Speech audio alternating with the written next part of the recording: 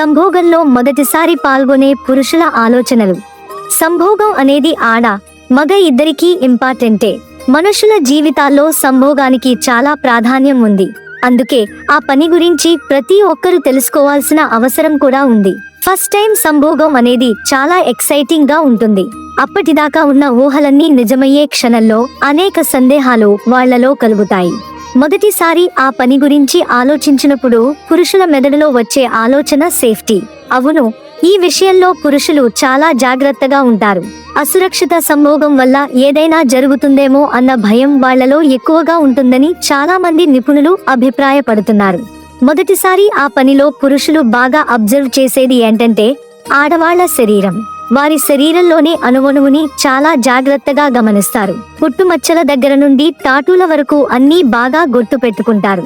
మొదటిసారి ఆ పనిలో పాల్గొన్నప్పుడు అవతలి వారి శరీరం పొడిగా ఉండడాన్ని అస్సలు తట్టుకోలేరు. వారి గోరుబొచ్చుడు కారణంగా చిన్న గీత కనిపించినా ఏదోలా ఫీల్ అవుతారు. తేమగల చర్మాన్ని బాగా ఇష్టపడతారు.